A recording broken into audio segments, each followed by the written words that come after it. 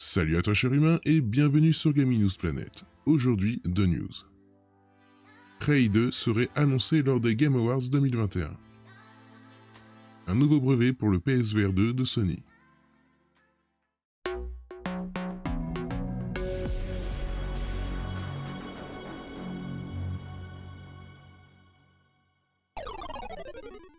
On se retrouve sur Jeux Vidéo Live. Selon une rumeur dévoilée ces dernières heures, Arkane Austin serait en train de travailler sur une suite de son reboot de Prey. Un trailer sera-t-il diffusé cette semaine?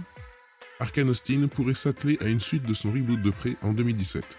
La branche américaine du développeur français serait en effet tout proche de sortir un trailer CGI, diffusé pour les Game Awards cette semaine. Pour rappel, Prey, premier du nom, par Human Head Studio, n'a jamais eu sa suite prévue vers la fin des années 2000. Bethesda a vu son projet annulé en 2014. À la place, le reboot a été annoncé.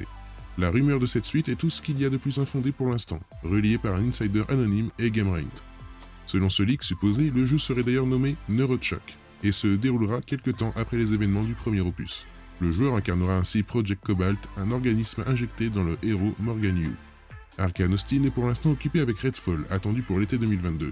En cas de nouveau jeu dans l'univers Prey, il faudra sans doute attendre une année supplémentaire. Mais enfin pour l'instant, prenons les énormes pincettes de rigueur. Toujours sur Jeux Vidéo Live.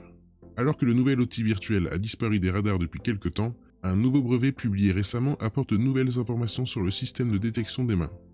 Le PSVR 2 vous manquait? Eh bien Sony vient faire une piqûre de rappel via un nouveau brevet publié tout récemment, le 2 décembre 2021. Et celui-ci s'attarde sur le système de détection des périphériques. Comme vous pouvez le constater ci-dessus, nous voyons l'ébauche d'un contrôleur où sont développés plusieurs points et notamment certaines innovations, qui ont pour but d'améliorer le système de détection des mains. Pour ce faire, de nombreuses LED sont disséminées sur le contrôleur et elles seront détectées grâce à une caméra. La présente invention améliore la stabilité de la détection d'une unité électroluminescente à l'aide d'une caméra. Ce dispositif d'entrée, 100, présente une région à poursuivre dans laquelle une pluralité d'unités électroluminescentes H sont disposées. La région à poursuivre comprend une partie arrière à poursuivre, 31A, qui est positionnée derrière des éléments d'actionnement, 13, 14 et 15, dans une vue de profil, et une partie avant à poursuivre, 31B, qui est positionnée devant la partie arrière à poursuivre, 31A, et s'étend dans une direction différente de la partie arrière à poursuivre, 31A. De plus, comme mentionné dans le document qui est rédigé dans sa plus grosse partie en japonais, nous apprenons que le casque serait doté d'une caméra frontale. Le tout, combiné ensemble, permettrait donc de détecter avec précision vos mouvements. Comme le montre la figure 1, le dispositif d'entrée 100 est utilisé, par exemple avec un visocasque HMD 2. L'utilisateur porte le HMD 2 sur sa tête et tient le dispositif d'entrée 100 dans sa main droite et ou main gauche. Le HMD 2 dispose d'une caméra orientée vers l'avant.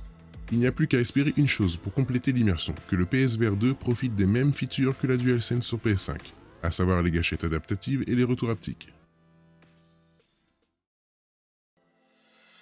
Et voilà, c'est la fin de cette vidéo, j'espère qu'elle t'aura plu.